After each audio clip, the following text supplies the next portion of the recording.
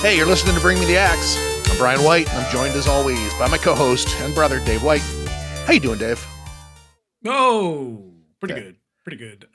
Tell you a thing that happened to me today. I was out for a walk and walked through Harvard Square and turned a corner. I almost walked right smack into a fucking turkey. These things are a Wait. goddamn menace. A turkey in Yeah. Harvard Square. Oh, yeah. That's a problem. Like, I see them around here all the time, but I live in the fucking sticks. That's crazy.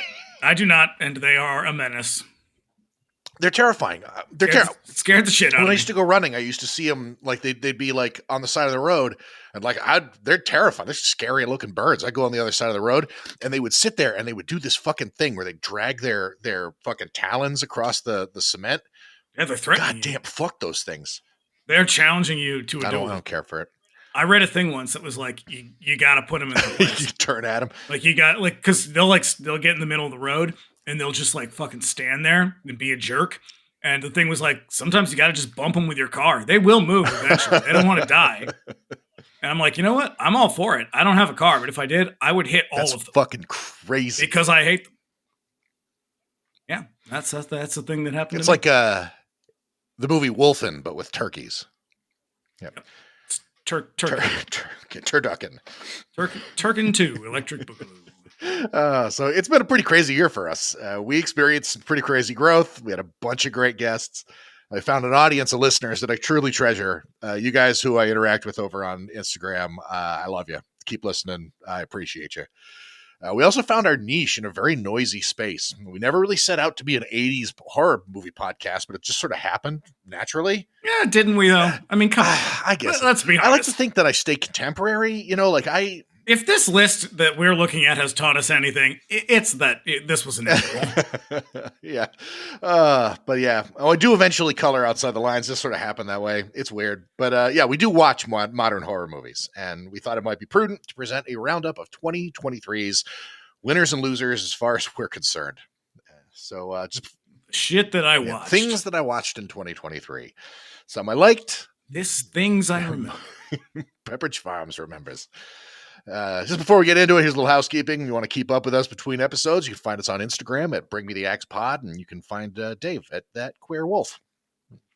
We're having a good time over there, and you will too. I pretty much guarantee it. We've also got a sweet website at bringmetheaxe.com. You can listen to all our past shows there and read the transcripts.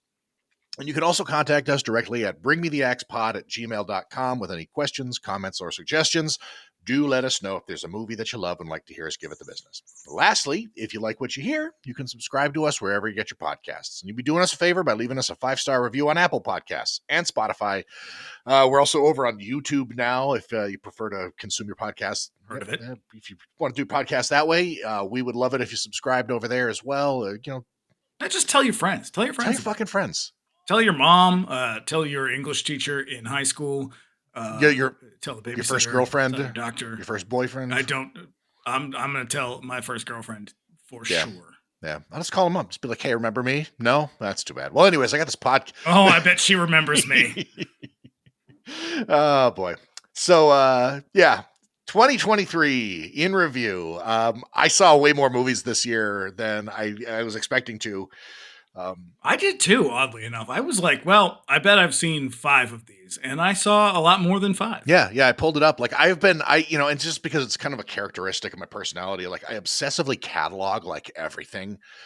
And so I've got one of those letterboxed accounts where you just like, hey, I watched these movies on this day, and you can like leave, thoughts. I do it on Instagram every now and then with sort of like, snarky remarks about the movies that I watched. And like, I looked at all the stuff I watched in 2023 and I was like, damn, like I've seen that many movies. It was mostly horror movies, like, so we figured we'll start from the bottom up, the bad, because there were way more bad movies than good movies. So I intend to bring up Pet Cemetery Bloodlines, which, I didn't see it. I'm not surprised. It was sort of like on one day. And so it's like, fuck it. We'll watch it. All this shit that's on Hulu. I mean, I think we have Hulu, but I don't think I've ever. Like, I don't watch these movies. Ever. I watch a lot of movies. I don't watch a lot of TV, and so it's like if it's not on Shudder or sitting on my shelf or the Hallmark Channel, I probably haven't seen it. Yeah. Was Pet Cemetery Bloodlines on the Hallmark Channel? Maybe? Question mark? It was not, and that is why I have not seen it. Yeah. So this movie, I'll give you a little just a rundown. It's basically you've read the novel, yeah. So it's I can't remember if it's just a part of a chapter or if it's a chapter. It's the Timmy Bateman part of like. Okay. Well, which is one of the cooler parts of the book. True. This expands it greatly, and it's all fucking nonsense, bullshit, arbitrary lore building. Like, do they still rip off like this is a native legend? Oh yes. Do they do that yes. still? 100%. But they actually, because it's it's a 2023 movie, they've actually got like indigenous people in the movie. So but yeah, there's this whole thing where like in order to kill the thing that comes back, you have to like shoot it in the eyes or something. Which was just completely lame. This is how movies don't need to be remade. When you're really going out of your way to be like, how can I make this fresh? Well, here's some dumb shit. Yeah, it reeks of producer notes is the problem. It's like you just didn't have to do that. But I mean, really, honestly, its worst crime is that it's boring and it's forgettable. It's also that the Pet Cemetery is such a quintessentially 80s story that to try to elevate it or take it in any direction is like, it's not going to work. I mean, they did the remake and it was like, wow, this movie sucks. Yeah. And probably it's not everyone, it's not their fault. I think it probably just got noted to death, but yeah. But it had, on the upside, it had a really great cast. It had Henry Thomas in it. It had Samantha Mathis and David Duchovny as well.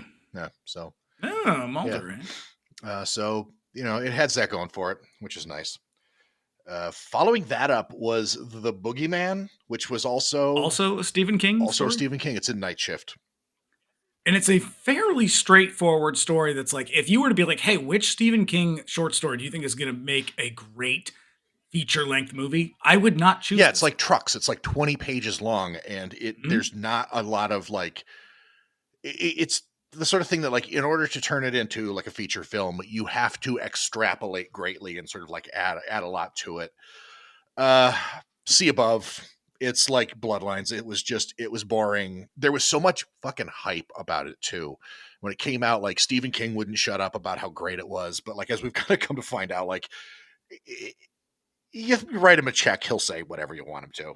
Yeah, I mean, he's the Jamie Lee Curtis of authors. He's just like, this was the best one ever. And it's like, dude, they can't all be the best one ever. Yep. So they can't, not everyone can be the future of horror. Yep, only Clive Barker, apparently.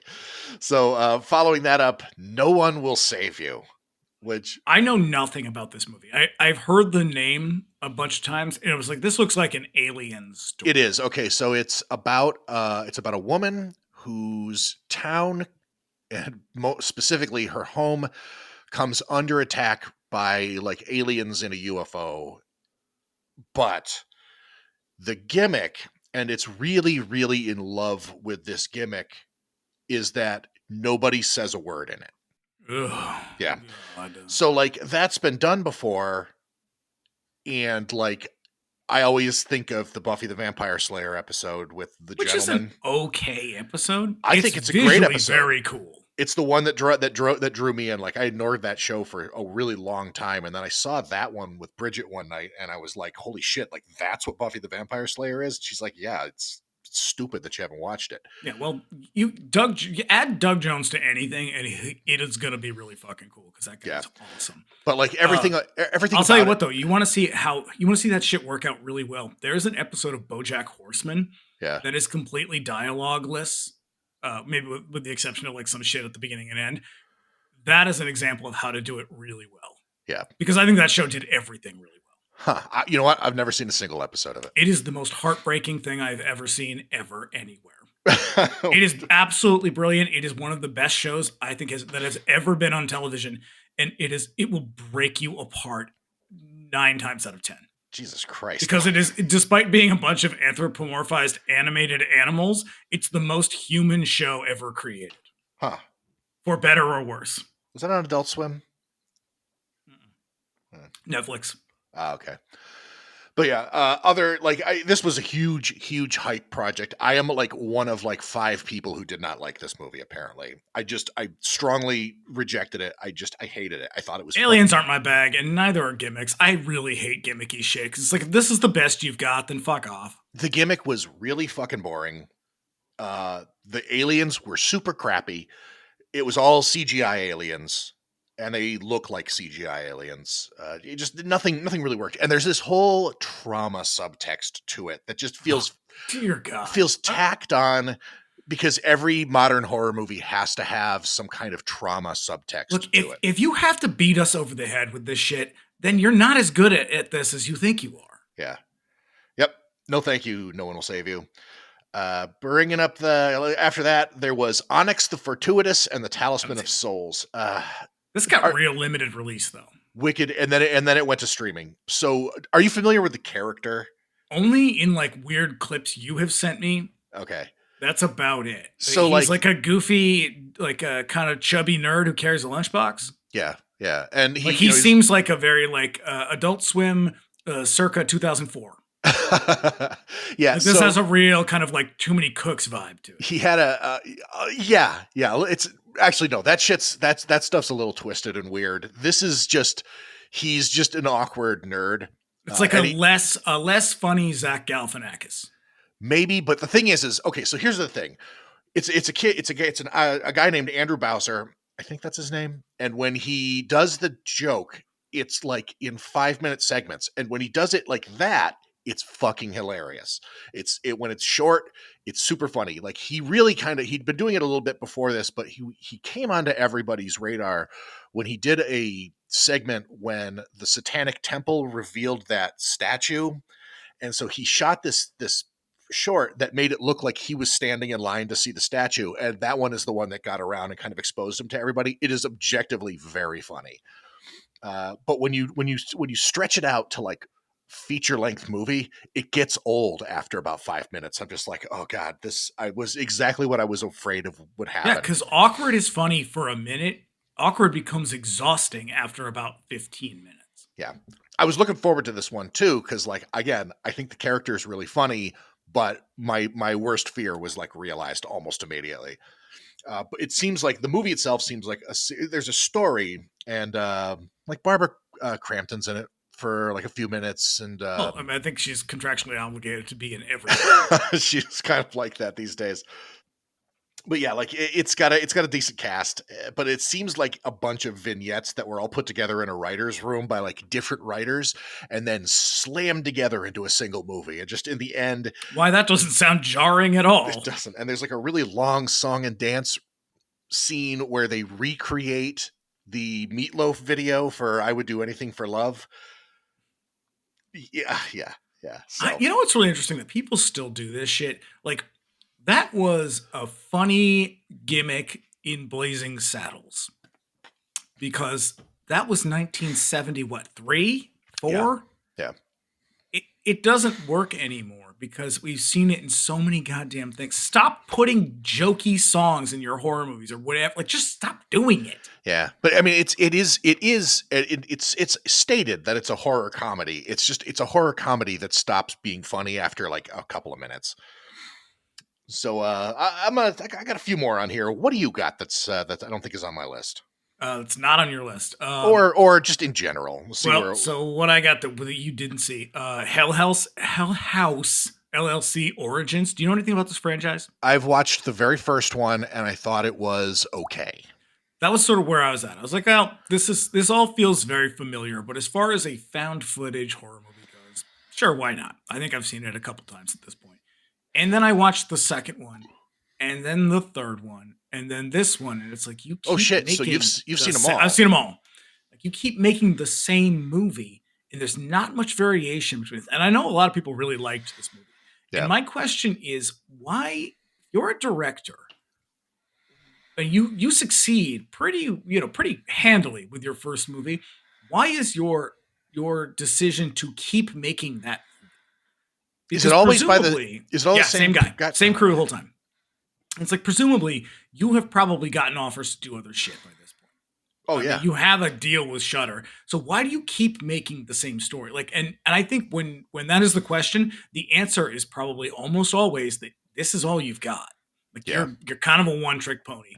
And this movie has, I think it had some decent scares and some unsettling moments. It's essentially like most of them, kind of a locked box story. They're all in this house. Um, Problem with this one, the characters are so thoroughly unlikable. yeah, Like it's this idea of like it's kind of a riff on what's the main character? Is it Heather in Blair Witch? yeah. It's a little bit like that, where like she's so driven and like she kind of seems like a bitch, and it's like this is just a fucking tired trope of like the bitchy woman who's like Uh, obsessed with being like, this is boring. The clown thing is kind of obnoxious at this point. Like, I don't think clowns are scary. I think the people that are super like, oh my god, they're terrifying. I'm like, yeah, are they though? Or are you kind yeah. of playing it up maybe a little bit? When I was in school, I had this poster that had like it was a promo for this animation called Bingo the Clown, which was like a demo software for this thing called a Maya that I think all the special effects like VFX people use today, but they did it with this thing that involved clowns. And my roommate's girlfriend saw it and had a fucking nervous breakdown.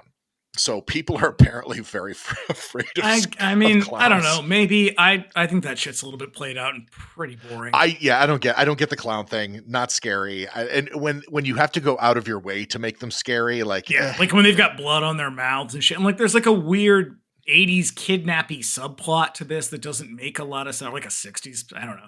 It just doesn't make a lot of sense. There's a lot of shit thrown in a blender. It feels like it's just kind of checking spooky boxes. yeah, I think he is capable of making something interesting. I just don't know why he keeps making the same fucking movie. yeah, who knows? It could be a thing that's just like, oh shit, I'm gonna give the people what they want. I mean, that's my assumption is like, well, it worked the first few times. Don't mess with a good thing. And it's like, well, all that tells me is that you're not a very creative person then. Yeah, Which might yeah, be unfair, but it's like you haven't shown me anything else yet. So, yeah. what else did I watch that you didn't say? Oh my god, something called "She Came from the Woods." Oh, you told me about this one. I've Now not seen this this one. was, I just have a note that says "so forgettable and awful." I think this was a Tubi original, and I didn't know that when Oh I no. tracked it down. I went through a run recently of Tubi originals, and tell you what, they are all real fucking Well, bad. here's the thing: is I love Tubi because of the absolute. It is a black hole of Yeah, just. I have been out there championing Tubi for years. Oh yeah, And people delicious. are like, what? They were like, what is Tubi? And now it's like, everyone's like, oh, Tubi's so great. I'm like, you fucking bastards. Yeah, it is a black hole of just delicious garbage, Yep. but it is garbage. And so if they're Yeah, like, this movie is a blend of the Blair Witch Project and like every 80s slasher. Like it's really trying to capitalize on the kind of what was it Fear Street that did the that trilogy where the middle one was like a slashery camp movie. yes, It's that. Everybody's a stereotype. It's tropes galore. I mean, you got William Sadler, and he's great for a little bit, but the movie was just fucking garbage. It's a Tubi original. That's pretty much all I should have to say, I guess. yeah. Oh boy. So let me hit you with another one. I saw this one is probably going to drive some people nuts because I apparently again I'm the only person who did not care for it. Suitable Flesh, which was supposed Never to. heard of it. It was so again Barbara Crampton. Wait, no, I have heard of it, but that's about as far as it goes. Yeah, Barbara Crampton, Heather Oh, Graham. yeah. Contractually obligated. But the whole draw of it was sold like a Stuart Gordon H.P. Lovecraft thing because it is an adaptation of The Thing on the Doorstep, which is one of my favorite Lovecraft stories, and it's a shame that this one ends up where it does because I don't really get it. I'm like a fucking lifetime member of the H.P. Lovecraft Historical Society. Like I'm a fucking fan, and I never get to talk about him very much. Unfortunately, the best adaptations were made in the 80s. Yeah, by Stuart Gordon. By Stuart Gordon. This one was written by Dennis Paoli. I will say, though, a close runner-up is those BBC 4, that series that they did, was it called the Lovecraft? What is it? I've heard all of them, except for the latest one. And yes, agree 100%. Those are fantastic. Yeah, go look that shit up because that show is fucking great. I mean, I wish I Lovecraft? could remember what it's called. Lovecraft Chronicles? Lovecraft Files, Lovecraft Case Files, something like that. God, they're terrible. I know we suck. They're so fucking good though. But yeah, it had a lot of hype. Dennis Paoli was the writer on it. He wrote the whole 80s ones. It was supposed to be like spiritually in tandem with like From Beyond, because it was like sexy. Which is like the least of the 80s ones. Like, I think it's a fun movie. It's gross as shit. I love it. Love it to death. But yeah, definitely a minor leaguer one for some reason, because I think that it's very, very good. I think it was just unavailable for a really long time. If you don't get Richard Bands to do your music, then get what the fuck are you doing? What are you doing, Suitable Flesh? Where's my Richard Band soundtrack? Yeah, it was supposed to be like it was a big hype. It was a thing. It failed to deliver on its promise, as far as I'm concerned. It was hammier than campy, which I think is a very important distinction to make. There were times where I was like fucking cringing, but I will say this: horror movies could stand to be a little sexier these days. Oh yeah, yeah. They could stand to be a lot of things these days. A lot of things that aren't depressing and tragic. Yeah, yeah.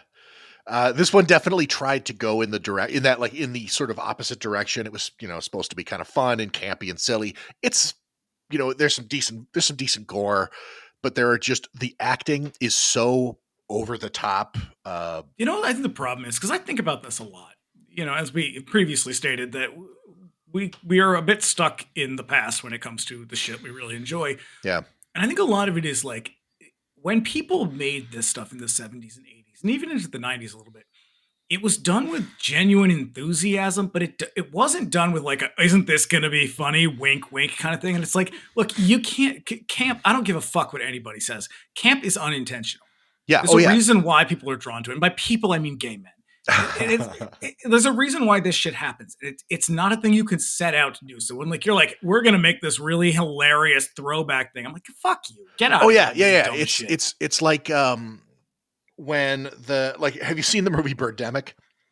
Yes. Okay, so when he made that movie in earnest. Like that was his magnum opus, But then he made sequels and was was aware of what he had done the first time and how people received it. And so when he made those ones, you can't capture the magic anymore, because the magic was part of that magic is that it is so earnest. It's done with such genuine love for the thing. And even though we are sometimes laughing at these movies, I'm also really appreciative of that joy and that appreciation that goes into the movie. And when you try to do something that is intentional, like say a Sharknado or something, I find it offensive, because what it's really doing is that it's mocking that joy and that earnestness. Yeah. And I'm just kind of like, you can fuck off with that. Like, I'm not here for your weird, cynical cash grab. Like, even when it's done by horror people, I'm like, that makes it even worse. I agree 100%. I think that a lot of what makes the movies that we do, like when we do stuff and we are just like, it sounds like we're ripping on them, like we are a little bit, but like for real, they're objectively silly, but they're done with such love that it's like, it's so infectious. Yeah, honesty goes a long way in making a movie, Moving on. I think you saw this one, Five Nights at Freddy's. I did see this movie. Wasn't it originally called Willy's Wonderland? Isn't this that same fucking movie that Nicolas Cage made? Oh, no. Are you unaware of the sort of legacy of Five Nights at Freddy's? Well, it's a video game, right? Yeah, so Willy's Wonderland is a ripoff. Of the game, because I think they'd been trying to make Five Nights at Freddy's for a really long time, and I think I know why they had trouble making it. Yeah, and so that one came along and just was like, "Hey, this looks familiar to that thing," you know which one is better? The one that looked familiar. Yeah, I know.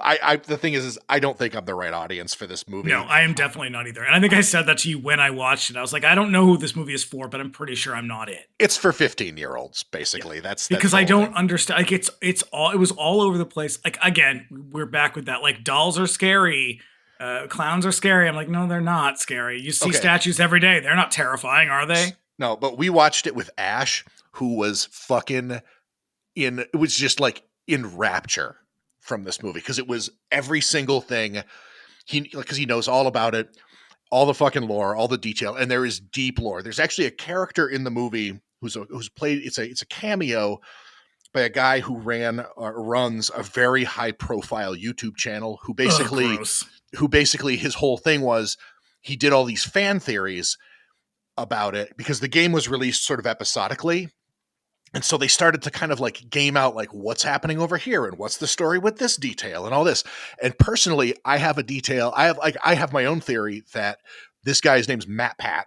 And I think that personally, he wrote all of that game simply by musing about it on his YouTube channel. And the game's creator was like, thanks, Matt Pat. I'm going to write all this stuff in because later on they'd be like, what the fuck? Matt Pat was right. So I think personally, the game's creator was just like taking other people's notes and just. Well, I did not have an 11-year-old rattling on in my ear when I watched this, so I had to make this shit up on my own. And I was like, I think that had moments that were okay. Like this sort of there's people inside. I don't know. It didn't make sense. You know what it felt like to me? It felt like that shitty 13 Ghosts remake that came out in the early 2000s where it's wow, did you even watch the original movie? Because it's not this.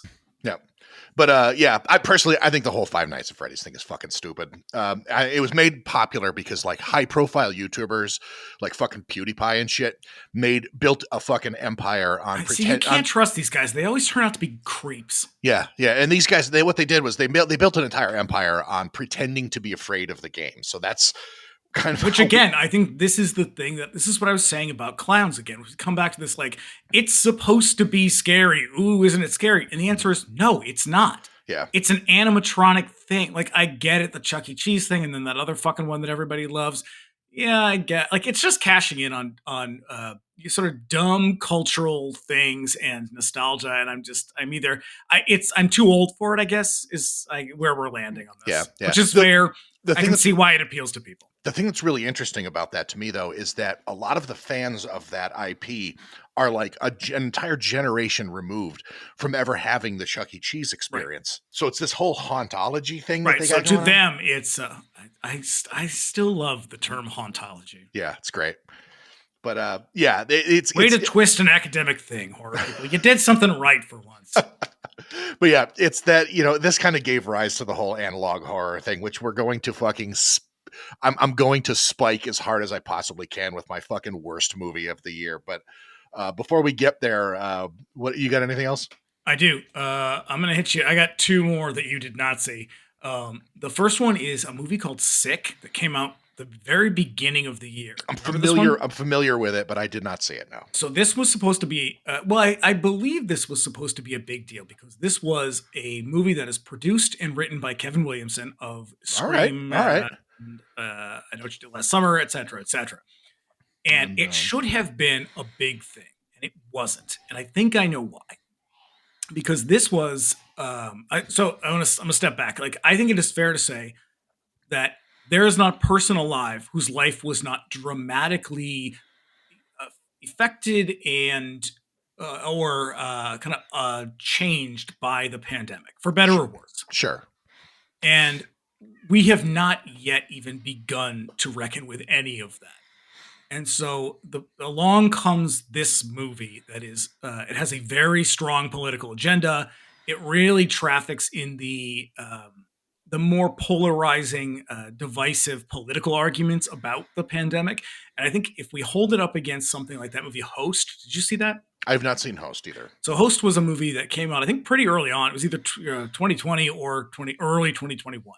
And it starts from this this kind of shared feeling of isolation because everybody was doing the same thing at that time. Yeah.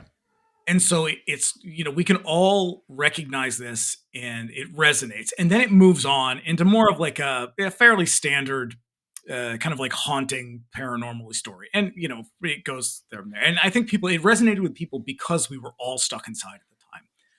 This movie comes along a couple of years later. It is a lot more thorny and there's a lot of kind of precarious stuff in it.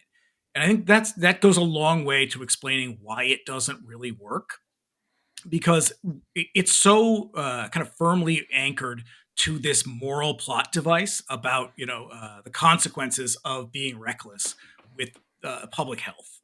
Yeah. That when you sort of try to separate it from that, it's just a really uncompelling story. And it's sort of like, again, it's another one of those kind of locked room, stalk and slash. It's very familiar. It feels a lot like, what was the You're Next? Yeah. It feels a lot like that. And it even tries to give you this big reveal at the end.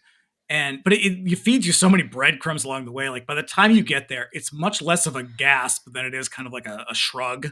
Where you're like, I kind of saw this one coming. And I don't know. I think its biggest folly was that you just tried to do this too soon. Like this is a thing. This was a trauma that we have not even begun to process and probably won't for many, many years. And so to try to make a movie about it when it's all still so hot and enraging, it just doesn't work because I think everybody gets caught up in the politics of it, and nobody was really wanting to do that at the time. Like, we're 2 years in. It's kind of like, I don't want to have to think about that. You got your politics into my horror. Yeah. Type of thing. And I don't think nobody was ready for it or wanted it. And it was just generally not a very good movie. That's too bad. It's real preachy. It just comes across as kind of forced.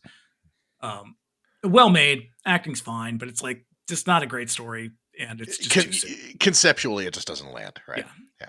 Maybe, it's the kind of thing that maybe we'll come back to in a couple of years and be like, this movie actually was pretty good. It was just too early to talk about it. Gotcha. So yeah, before we hit my absolute worst pick of the year, let me get you. I've got another one that's an absolute worst for you. Yeah, let me hit you with one more. Did you see Malum? No. Fucking hate it. I'm familiar with it. I saw a bunch of shit about it, and I was like, well, maybe I'll check this one out eventually. But there's things from the '60s to watch. Yeah. So I saw the original one a few years ago. It's called The Last Shift, and this is a remake of that. I did see that. So it's the same movie, but this is a remake by the same filmmakers who were provided something like $2 million to make this movie proper, and somehow they made it worse. Here's the thing, though: if you're not Michael Haneke, you know what? Even if you are Michael Haneke, don't remake your own movies. Yeah. The problem with this is it's fucking nonsense. It's just what it does is there's a lot of it looked like gory, ghouly stuff, and I'm like, I've seen it. Yeah. Like there's other movies that do that way better. Like this one will do a thing where it's like the main character is like going into a room and then something horrible happens and then the lights go out and the lights come back on and she's in another room entirely. And did that happen? I don't know. Maybe. But like it does that throughout the entire movie right up to the end. Fucking tedious. I was so tired and I had a headache at the end of the movie that I just... There was a movie from several years back called Baskin from Turkey. Mm-hmm. That's I know that one. Similar, very similar in theme and tone.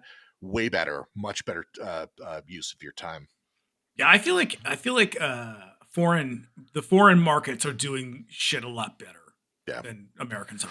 Yeah, like Baskin's got a lot of problems in terms of like its storytelling, but it's got that long sequence at the end with the father that is so fucking unsettling and unpleasant, but so well delivered and just terrifying that like I will go back to that one any old time. But I got to be in the mood for that one. But I know what your worst one is. Probably. But before you get to it, I'm going to give you mine. Yeah. I watched. So when you proposed this recently, I decided, I threw together my list and I was like, well, let's see if I can jam another one into this. So I watched The Sacrifice Game. Oh God. This is a new one on Shudder. Yeah. I think it just came out very recently. Yeah. I've seen it on the like, hey, you should watch this. And I'm like, people really love this movie. Hey, you know what? This movie fucking sucked. It was, the cast of killers is really obnoxious. They're trying to give you like that Manson family giddy dopey thing that is so fucking tired and trite that like I don't ever want to see another movie with a young woman in like hippie dress shrieking about something. So if it's not Sherry Moon, get the fuck out. I was going to say it's somebody doing a cover of a Rob Zombie movie. Yeah, it's Rob Zombie's Firefly family, but with a more obvious Manson family vibe. Oh God. They are insufferable. The plot is also extremely tired. It's the strangers, it's funny games, it's them, but with a demonic twist that I don't give a shit about. Oh God! Like it's like the Devil's Rejects. Yeah, it is like this is a fresh new take or whatever. This is not fresh new or anything. It's like this is the same shit we have seen for the last 10 or 15 years. Do something better. Yeah. We were 40 minutes into this movie, and I was already like, how much of this is left? I don't know if I can sit through the rest of this. Like, no, and it's got some notable people in it. Like one of the main stars is the guy who played Aladdin in the live action Aladdin movie. Oh, no shit. All And right. he is so uncharismatic and boring that it's like, you're the lead in this? Oh, God. Gus Kenworthy, who I believe was a Olympic skater. He's also trying to make his foray into acting. I mean, everyone's like, the acting is sort of like, well, it's fine, I guess. Like it's like I don't know if you remember the Family Guy skit where they're in like they're stuck in limbo and they're like, well, it's not bad. It's not good, but it's not bad. It's bad. It's just like, you're all fine. This shit is just so tired. Yeah. And it's made worse when it's like, you can tell that the filmmakers really feel like they're making something real cool. Oh, no. It's like, no. If you were over 32 years old, you'd know that this movie has been made about 7 or 8 times already. Oh, no. And better. Yeah. Like, it's just like, this is a tired premise of like, we're breaking in and we're going to terrorize you, but we're also supposed to be kind of charming and wicked, except they're not. That they're sucks. just awful. It's like, I can't wait for all of you to die so this movie can be over. Yep. Not going to watch that one. And it's like, it's supposed to have this like, there's the big kind of reveal at the end where it's like, oh, it's going to be like a story about sisterhood. And I'm like, is it though? I don't think so. Yep. I mean, Thelma and Louise is a story about sisterhood. That was a pretty good one. Yeah. It sucked. I can't get behind it. No, thanks. Doesn't sound very good to me. So yeah, I'm gonna give you hit you with my last one, and if we're talking 2023 movies, and I have not mentioned this one yet, you were gonna probably expect it to be either on my best of or my worst of, but yeah, this one is number one with a bullet for worst movie I saw this fucking year. I am very comfortable in saying that this is one of the worst movies that I have ever seen, and I have seen hundreds, thousands of movies. This is one of the absolute fucking worst movies I've ever seen. I would go and watch Andy Warhol's Empire State before I watched this. All of it. And I'm talking about Skinamarink, a fucking word I hate saying so goddamn much out loud. This movie It feels Canadian. Is it Canadian? I have no idea. If it is, they need to just fucking. I don't know why they would do that. They should. Canada. If this was made by Canadian, Canada should deport this person. The thing is, this movie is fairly equally divided among people who loved it and people who hated it. This sounds like someone who's like, I want to do this. Sounds like a great exercise. Let's do it. And then someone was like, you should make this into a feature film, and they do, and it doesn't work. This probably would have been okay if it were like a 15 to 20 minute long short film. But stretched out, there are long scenes of just a hallway or like I've got a hallway. I don't need to watch TV. I can just look at that. Yeah. Take one of those toy like Mr. Telephones and put it in at the end of the hallway and just pretend you're frightened. Like, I'm not convinced that anybody. I feel like the theme running through all these movies is just pretend you're frightened. Yeah. I'd say I'm not convinced that anybody who's praising this movie has actually watched the whole thing. I have. It's easily one of the worst. Like I said, one of the worst movies I've ever seen. Literally. And I am not anti-experimental film. I'm a huge fan of Kenneth Anger. Dude, his movies are nonsense. I love avant-garde shit. I will watch weird crap all the time. But the thing is that stuff Kenneth Anger, weird as fuck, but it's also super compelling. This is not. It's like we can't all be David Lynch. All right. Literally nothing happens in it. I mean, I guess I give people credit for trying because how else will I know if there is a new David Lynch if people don't keep trying? Yeah. But everything I've heard and read about this, I was like, well, this sounds like it is a movie that is not for me. I don't really know who it's for. I have ADHD and I get bored very easily. It's up its own ass, like right out of the gate. It feels like it was like somebody saw Ari Aster and was like, "Oh shit, I could do that too." What?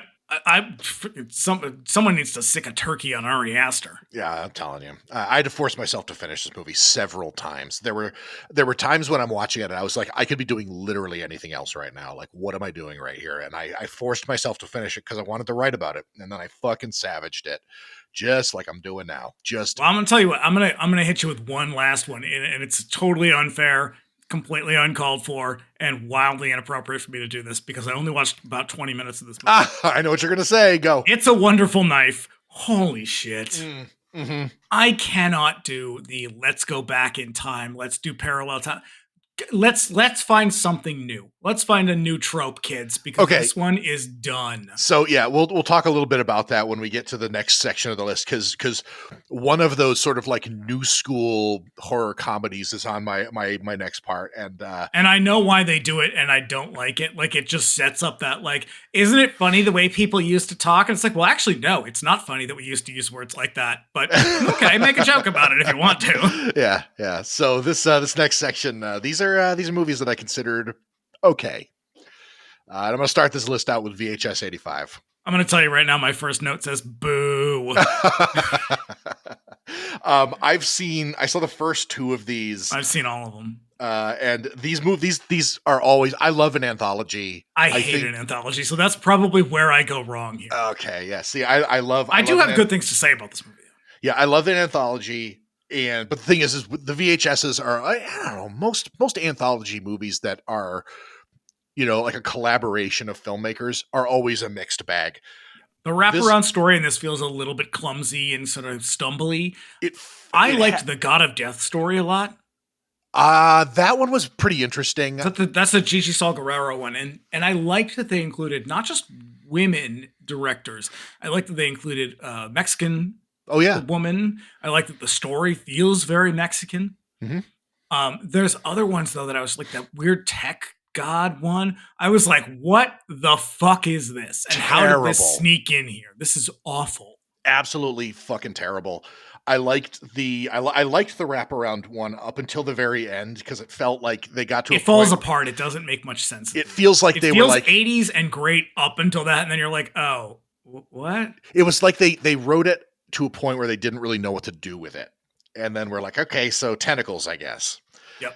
The way I felt about this movie when I finished watching it was, this feels like a movie made by makeup and effects people.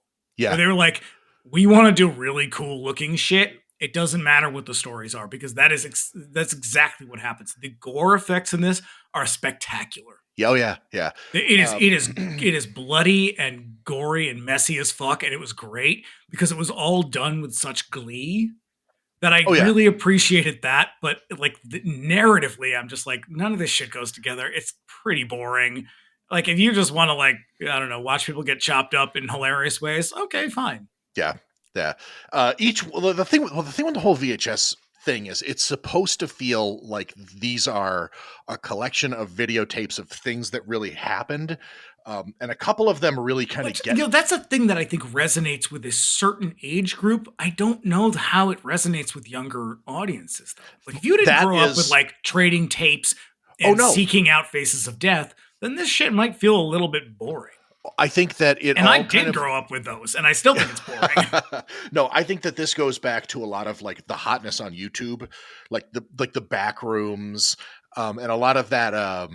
oh God, what is it? There's one that is, it looks like after the channel goes off the air for the night, they run this like tape that kind of sounds like, it looks like it's instructions from the government in order to resist some sort of invading enemy by literally everybody in America killing themselves. And then Jesus Christ, everybody, look, y'all, just watch Videodrome. Yeah.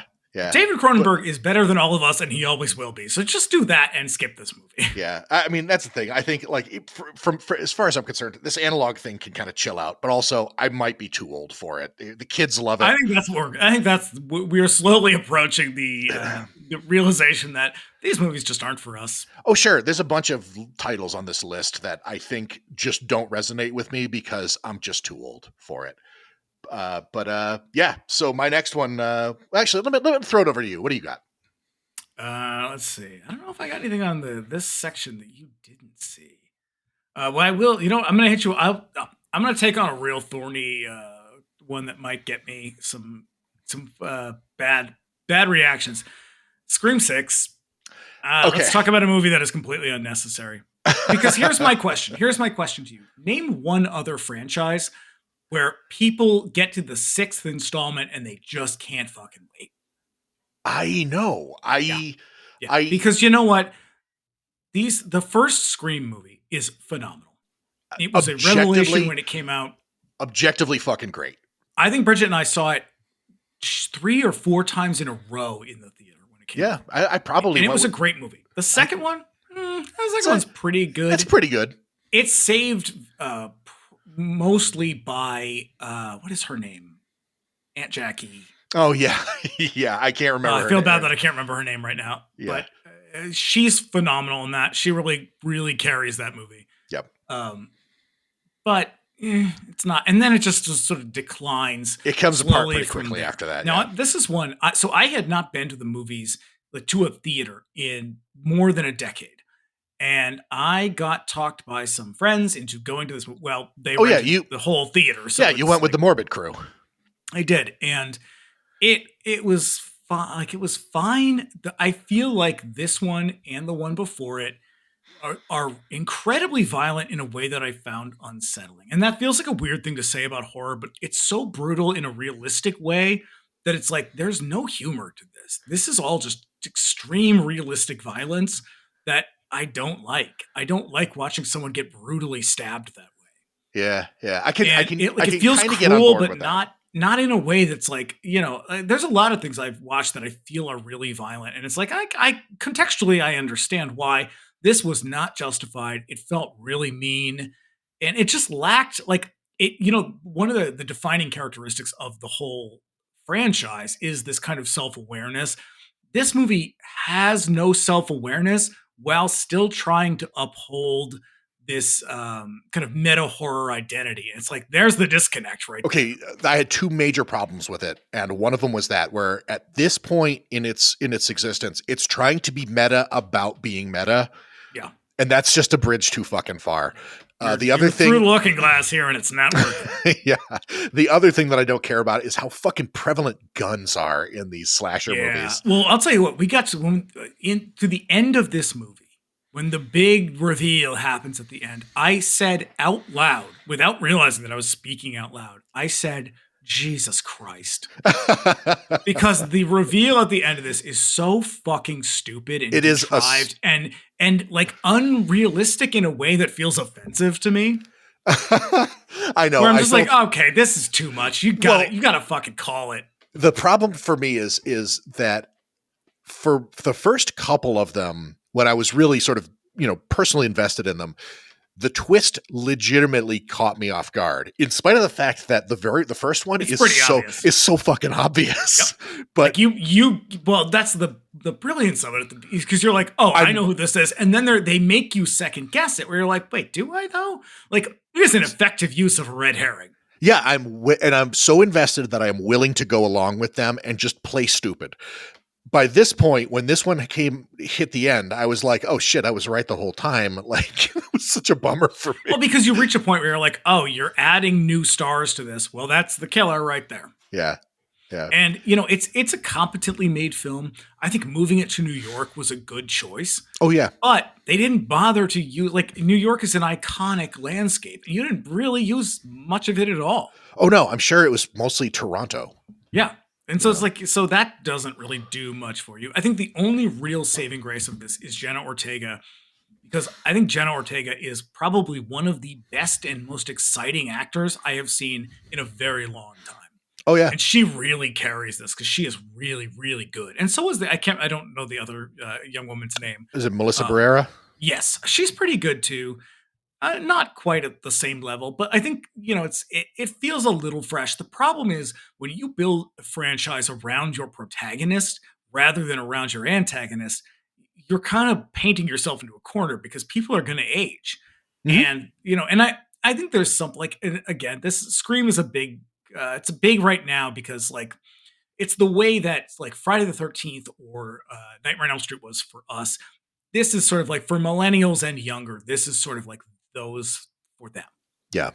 And it's just like, but even, when you get to, Friday 6 or Nightmare 6, such as it is, we all know those movies are terrible. Oh yeah. But to act like this one isn't, like, I can't wait for Scream 7. Like, let these fucking people do something else, to constantly demand that they like yield to us to uphold the nostalgia. Like, I don't need to see Courtney Cox come back for this. Courtney Cox is on a show right now that is actually pretty interesting and good. Watch that show. What's that one? Shining Vale? Shining Vale. Yeah. It's like, is it great? No, but it's interesting. It's something different. Watch that. I don't need her to fucking do this one more time for us. Like, move the fuck on. Find something else. We don't need this over and over again. That is how I felt about this movie. I was just like, oh, for fuck's sake.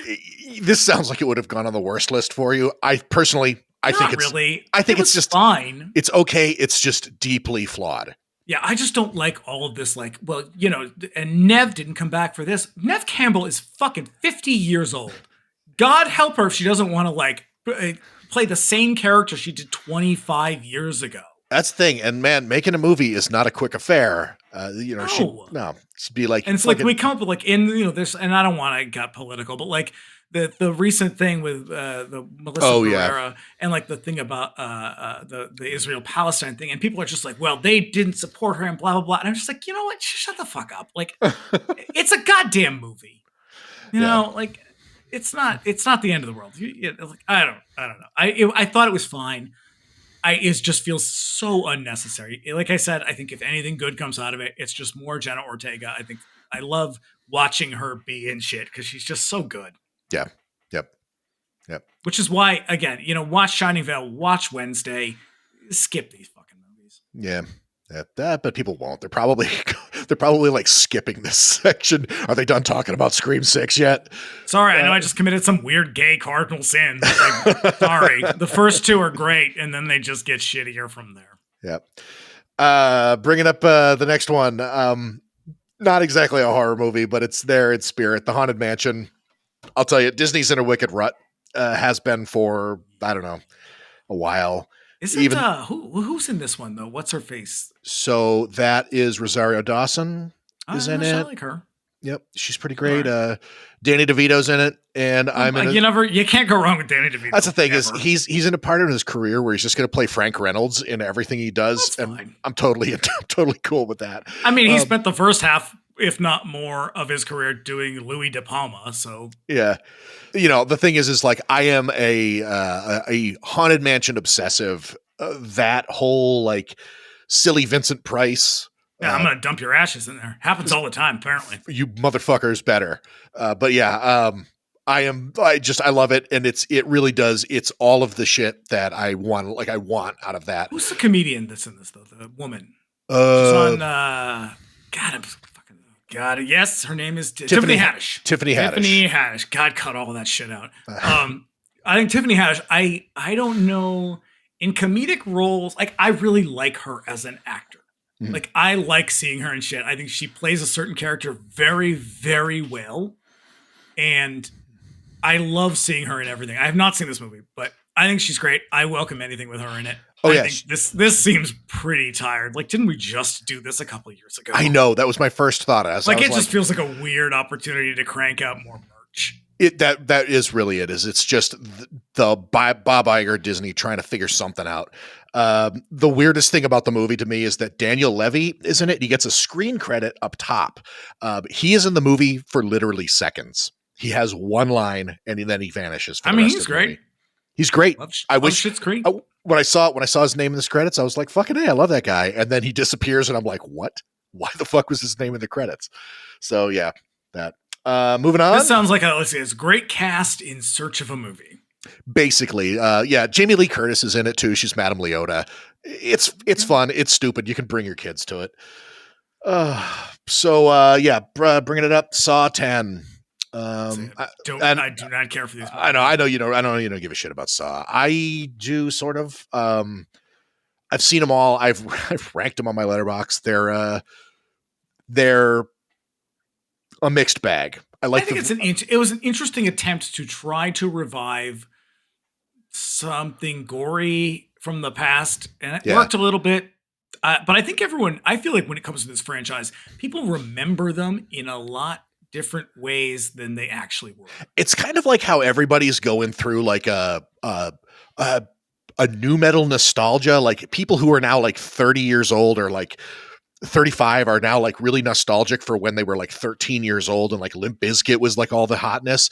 And Saw really does kind of fall into that milieu. And so everybody it's very much like fedoras and fucking soul patches. Like it's It's that what's the torture like porn? It's torture porn, yeah. like a new French extremity where I'm like, look, I don't need to watch women get ripped apart. Yeah. But There's yeah, a whole genre of Italian films dedicated to that. Watch those. This is true. They're in the past where they belong. We don't need to keep recreating them. Yeah, this one was made by the guy who made my least favorite entries in the entire series. But I like Tobin Bell a good deal. Kevin, God, how do you say his fucking last name? Grudert, maybe? I don't know. But how dare you? He did the last few when the series was really fucking sweaty and they were giving Anytime you see someone doing multiple entries in a franchise, you got to raise an eyebrow. Looking at you, Hell House. But I think he only did like two of them, but they're just like the two most tired. But like the thing is this is another one where they go back in time because the thing with Saw is like Jigsaw dies in the third one and we're on the 10th one, so they keep going like further back in time. We should never be on the 10th one. Yeah, you know what you do in the 10th one? You go to space. Hey, you know what? It's over. They're making an 11th one. Yeah, but, I hope Jigsaw's fighting fucking. Pinhead and Freddy Krueger. Because that is what happens in the 11th one, everybody. Yeah. Let's see. Brooklyn 45. I have a lot of feelings about this one. I understand why. I don't know what to make of it. I think it's a great experiment that is not super good. That's the thing. That's why it's on my okayest part of the list. I love a locked room movie. I like just about everything that Larry Fessenden's in. The cast of this movie is phenomenal. Great. What's her name? And I wish I could remember her name. I suck at this. I wish I could remember her name. The one from Mad About You. Main character. The woman. Oh, yeah. Yeah. I don't remember her name either. Well, we're terrible people. Yes, we are. She is fantastic in this. I mean, she was also in Taking of Deborah Logan. Yep. She was great in that, too. She's really good in this. It's a solid story. It's really good acting. Great cast. Very which tense. Is really hard. It's hard with a locked box movie because you can't go. This is a locked room movie. You can't go anywhere. You're relying entirely on cast chemistry and story, and this pulls it off for the most part. I also like that it gets a lot of the period details. It kind of nails those down because it does, and it brings me to the thing that I struggled with the most. Could have done without the homophobia. Well, I yes and no. I think it's admirable to try to include that. It seems like an afterthought. It's like, okay, you're using this as a plot device. You don't really want to dig into it anymore. That's the thing is my whole feeling on that whole character is he's here to be a fag. He could have, they could have done anything else with him and the outcome would have been the same. Right. He's also, he's so hyper masculine. And you can do something with that. You can actually, that is an interesting premise to say, okay, why is this person, in the face of war, why is he so hyper masculine and also trying to balance these two identities? I think where this movie really goes wrong is that it's set in World War II. Yeah. And I don't know why you would do that because I don't see that this shit resonates with people. Why not use Vietnam? That's true. It's not a 1-to-1, but like for these purposes, it is. Yeah. Yeah. It's just like it's just director's decision. That's kind of what so far. Well, and I think that's the issue. Is this Ted Gagan? Is that his name? I think that's how you pronounce it. Same guy who did, was it Mohawk? Yep. Interesting writer. He's done a lot. He's written a lot more than I think he's directed. Yeah. He's a good writer. But I think there's just so many missteps in this where it's like, I don't see this resonating with younger viewers.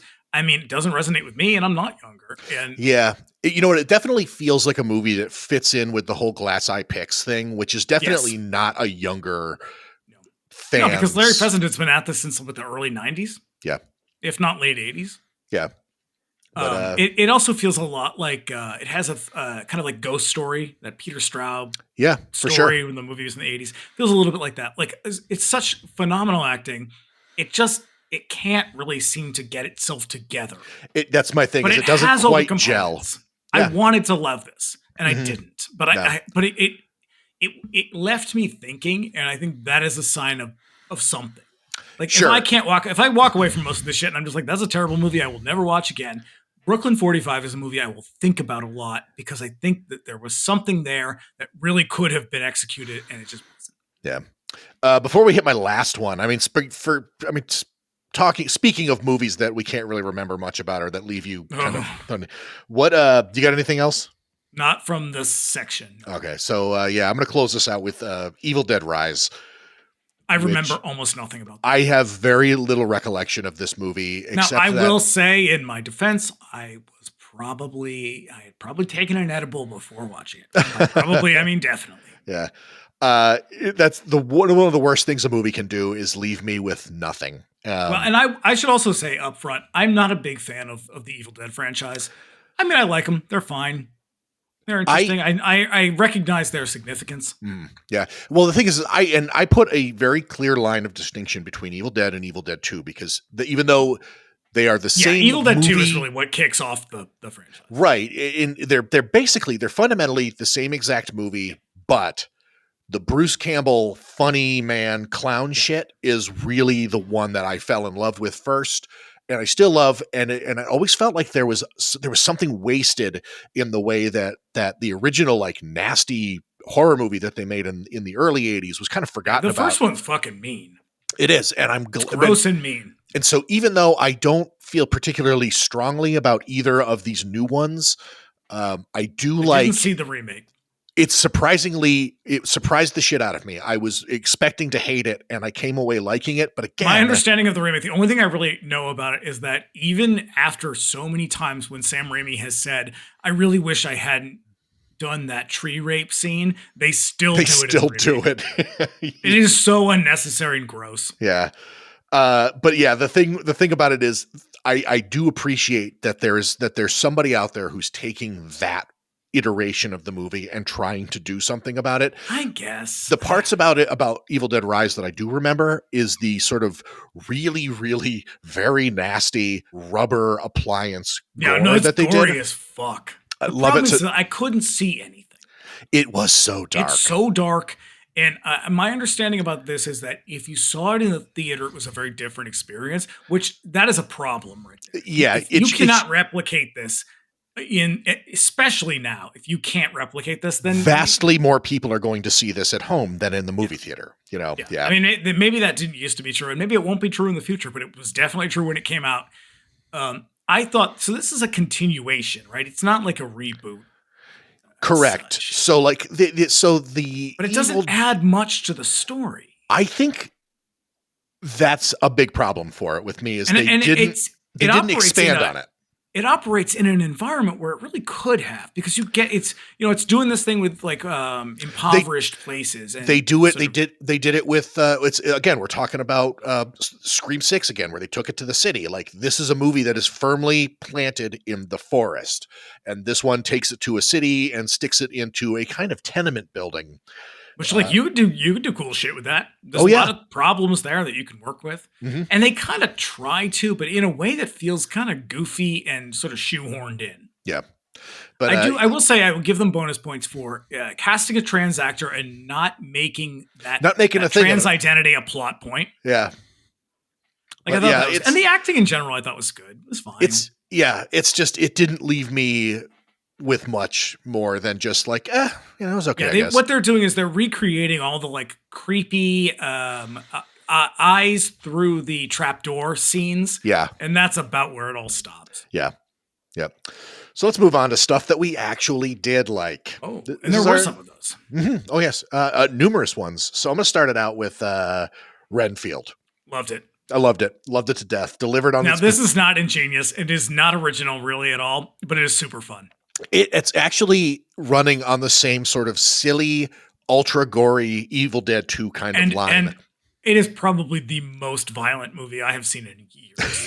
It is disgustingly gross. Yeah. It delivers on its promise of silly bullshit. But it's a very again, it's that earnestness where it's like, this is so charming. Yeah. Because you've got a great fucking cast. Like, if Nicolas Cage was ever made for anything, it's this. Oh yeah, and this is a movie that was made specifically for him to lean into that sort of extreme Cage era that we're in right now.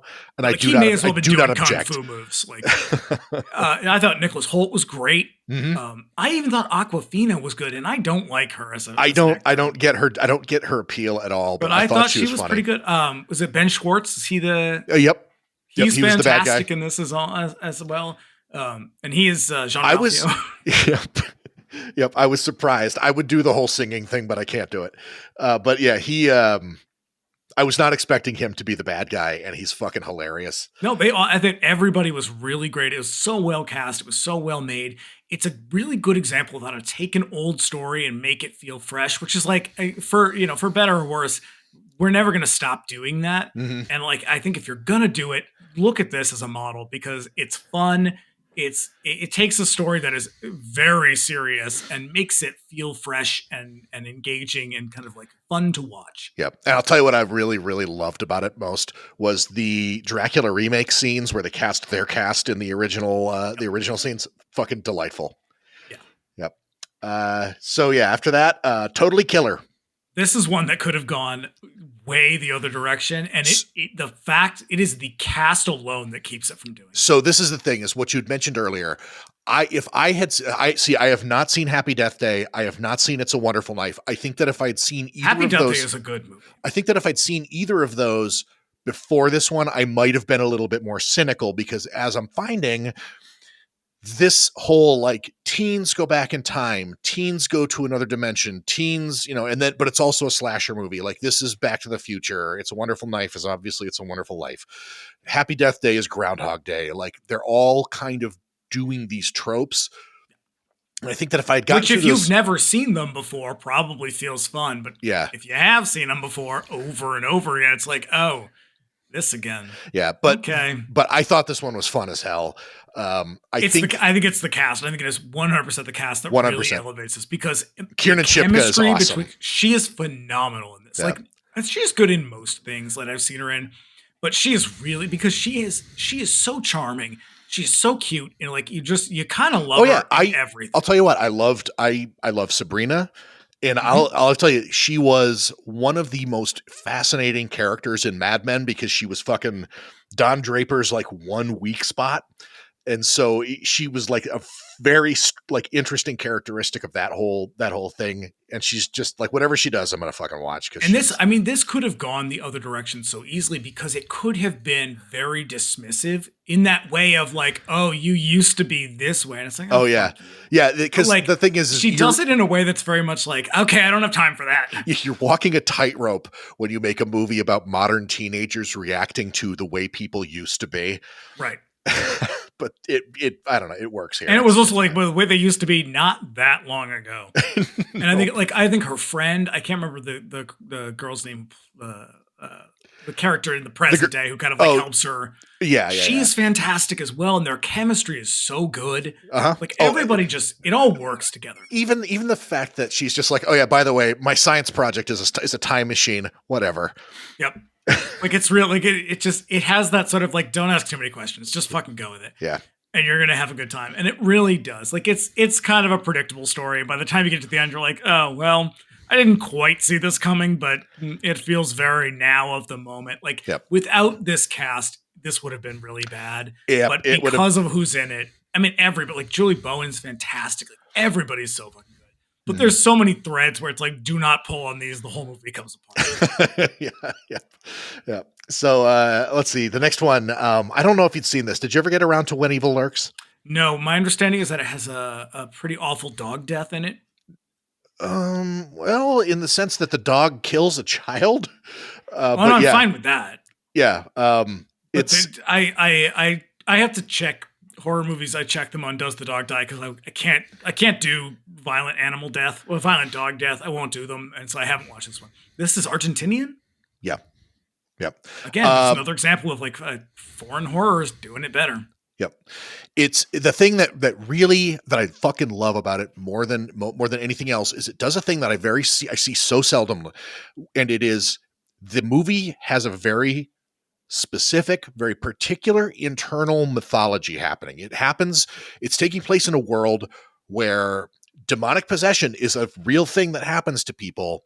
And if you do not deal with it in a very specific way, then the possessed people like eventually sort of erupt and wipe out entire parts of the world. So there is this weird crisis that is never really fleshed out. It's just kind of thrust at you as soon as the movie starts, and you kind of ride along with it, and at no point does it ever feel obligated to explain itself.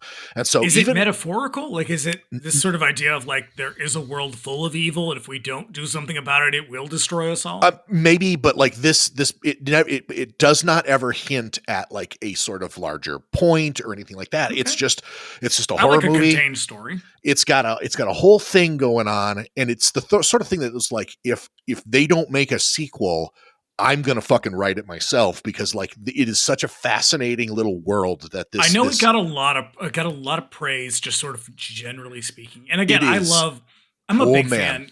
I don't want to say a big fan. I'm a fan and a heading towards big fan of Latin American horror. Mhm. I think it's such fertile ground. Unfortunately, it's like most places, but Latin America is a very troubling and troubled history and a lot of recent trauma to work from. Mhm.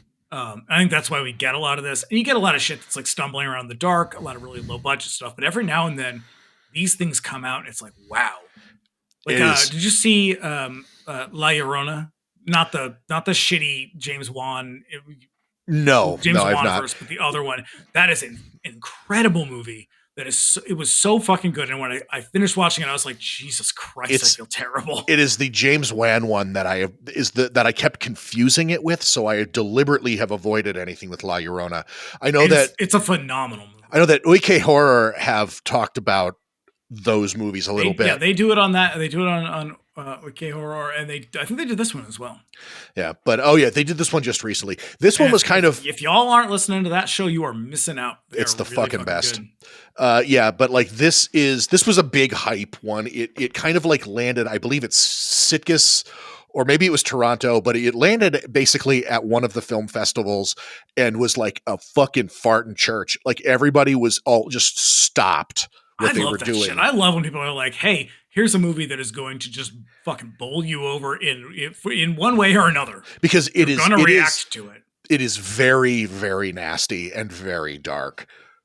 So bear that in mind. I love that shit though. Like, the only thing that put me off was like, if it has awful animal death, I really struggle with that because I just don't want to see it. I gotta go cheap. I gotta go back. I mean, the dog dies, but it's not like I don't remember. I don't believe it happens on screen. But the thing involving the dog is it does that thing like when a dog picks up a doll and like whips it around. You can mow down a fucking field of babies. I don't give a shit about that. Yeah. Humans are awful. I don't care about them. Yeah. Yeah, it does that thing where like, it picks up a doll and like whips it around. It does that with a human child. And I was like, holy shit, was not expecting that to happen. So yeah, it's a fucked up movie. It's got a lot in common with the whole Evil Dead thing, though it's definitely not like going like, hey, Evil Dead, right? Like we're doing that too. It's very original. It's doing its own thing. It's just similar in tone. So it's pretty heavy and it's one of those movies that sort of like really commits to its whole like gloom and doom premise. So yeah, it goes all the way through. On to the last one, which for me was the horror film of the year. Oh yeah, 100% all the way. Speaking of committing to its premise, fucking Talk to Me. Loved it. I can't. And the thing and I feel like such a fucking snob about this, but it had so much going against it when I went in. It's got the fucking A24 logo on it, which I cannot fucking cotton to. I fucking hate that stuff. It was made by YouTubers, which also could have been a huge problem because talentless. Not these guys though. No. And also lastly, it's modern. And it's very fair to say that we are largely dismissive of modern horror movies.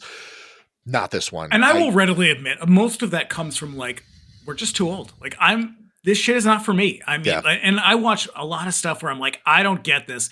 And I think it was probably around like once I reached 40, I think that was when I started to be like, oh, it's not that it's bad. It's just that it's not for me. Yeah. Like I'm not the market here. When I used to, I used to be really shitty about that, where I'd be like, man, fuck this. This is the stupidest shit I've ever seen. And like, this is definitely not for me. But that last part, not for me, was something that I eventually kind of was like, oh, okay, well, I'm talking about a very subjective experiences though. And because that's a hard thing to accept too. When you're like, oh, right. Oh yeah. The world has moved on without me.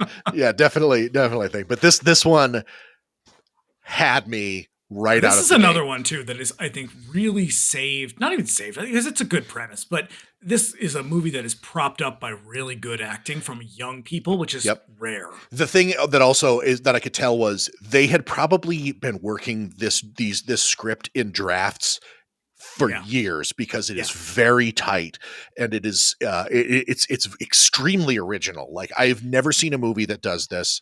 It's a hard sell too, because it's like, this is an interesting, I don't want to say nuanced, but it's another one of those, it's a complicated story. Yeah, it's another one of those ones where you just kind of have to go with it, because, like, what is this hand thing? They never really give it to you. You just have to accept that. You just have to accept that it's there. And you know what?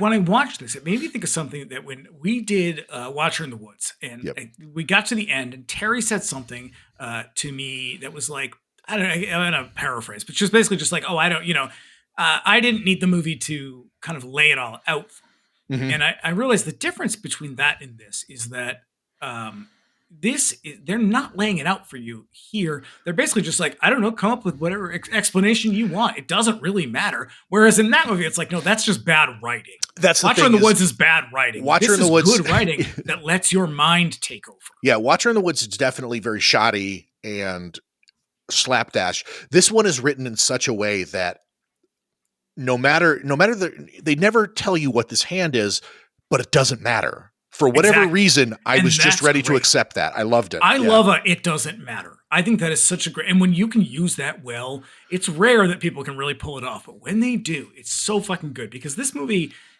the premise alone makes me uncomfortable. I don't like, I make no secret of the fact that I don't like teenagers. I don't like children in general. I don't like people. Up yours, children. Yeah. But I don't really like, I don't like them, and I don't like watching them in movies. And generally because teenagers are inherently selfish, and there's a reason for that. And I get it.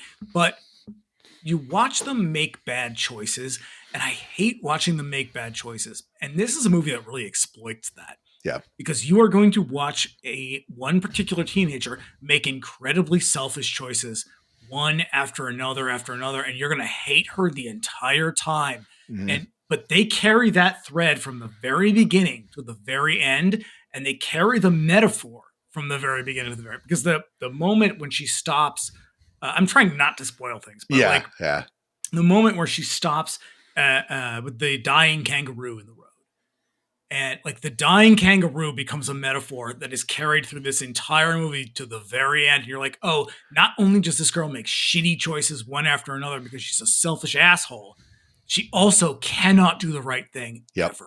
Yep. And in the end, it turns out like the right thing is actually the wrong thing, but like it's still, she can't even do it then. And it's like, it turns out to be the sort of saving grace. It was so good. It commits to its premise. It's smart. It's tight. It's fantastic. Yep. And the thing that I do appreciate about it is that it does not wimp out in the end. Nope. I definitely don't want every horror movie I watch to be a fucking gloom and doom fest straight to the ending. But every now and then when it happens, sometimes you need Ben to be killed. You need Ben to be shot in the head through the window at the end. Like, you need it to happen. Yeah. And you need a bad ending, because it's like, I like that shit. It's like, I like when you don't, nobody gets away clean. Yep. And I love it. I thought there was a bit like at the very end, it feels a little producer notey when it's like, you got to have her go into the void type of thing. I'm like, I don't really need that. Like, you're setting it up for a sequel, which I don't like, but whatever. Whatever. Yeah. I suppose. I'm going to give you an honorable mention, though. Okay. You have not seen, but you fucking need to see. And it's not quite a horror movie. I'm going to tell you about Godzilla -1. Ooh, I know. I fucking know. I've got to see it. I have not yet. I definitely will. I love that it is breaking records in the US, because let's be honest, Americans don't watch foreign movies for shit for the most part. Right.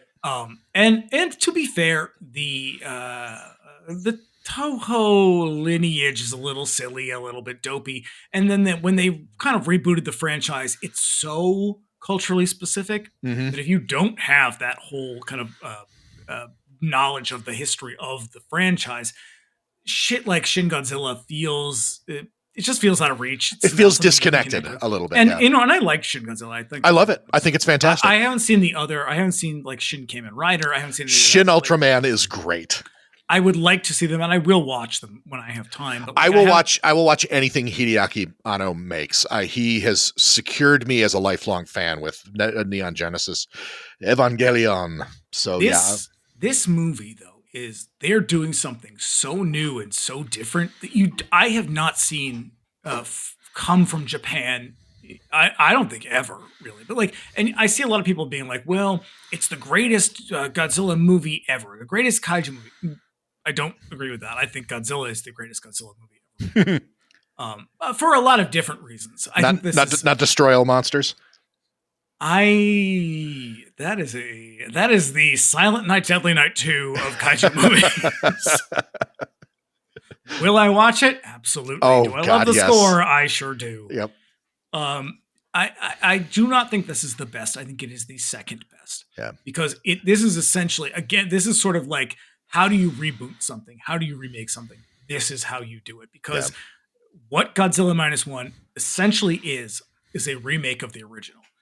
And it is done through such a modern lens where the original is a kind of a rumination on what happened after the war. Yeah. They never say anything about Americans. They don't directly address it, but you know what they're talking about. This is a way of processing the bombs. And it is done, and it's very dark. Mm-hmm. Oh, yeah. The thing that I think people are surprised by when they catch up to Godzilla is how fucking bleak that movie is. It is. And it is. I think it's also a very beautiful movie. I think there are scenes in that movie that are so stunningly gorgeous. Mm. The ending of Godzilla is one of my probably top 5 favorite scenes ever. Yeah. The underwater moment. And this is done. They do this with homage. They do in this new one. There's homage. They do like shot for shot remake, like scene recreations of like Godzilla with the train in his mouth. Yeah. And shit like that. And it's like real cool. Like if you know, it's that kind of thing. Yeah. Where you're like, oh, I've seen this before. And it looks really cool. But otherwise, it is. They kind of flip the script a little bit, and it becomes a thing of what responsibility do we bear for what happened? And it is this question of why are we all so okay with the fact that the government seems to think that we are expendable people, that lives are expendable in the name of war. And it really brings up the question of like this question of honor or something about kamikaze, because the main character is a kamikaze pilot who refuses or sort of fails to fulfill his destiny and carries lots of shame because of that. And that becomes a thing they carry through to the end. And it is confrontational in a way that I have never seen in a Japanese movie.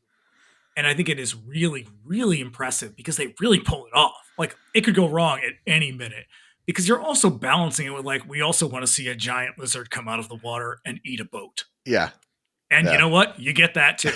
And I've seen a lot of people bitching about like, well, why aren't there, Godzilla's hardly in it. And it's like, yeah, the original wasn't really about Godzilla either. Right. Because Godzilla is a metaphor. I think that's the thing is people got to remember most of the Toho Godzillas are 90 minutes to 2 hours and maybe 20 minutes of it is Godzilla fighting. Yeah. So yeah. Yeah. But it is a phenomenal movie. Like this was another one. Like I don't go to the movies a lot. Like I said, I didn't go to the movie. I hadn't been in 10 years until I went to see Scream. I have been to the movies more in the last year than I have in the last, 20 years probably. I went to see this IMAX theater. It was fucking great.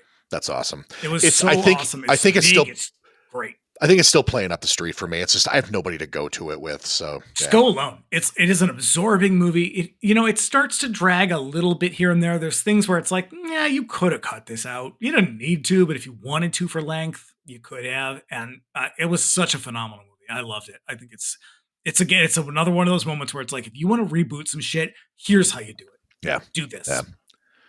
Not bad. 2023. We hardly knew ye, but a few genuine hits and a lot of fucking middling garbage. So that's right. She came from the woods.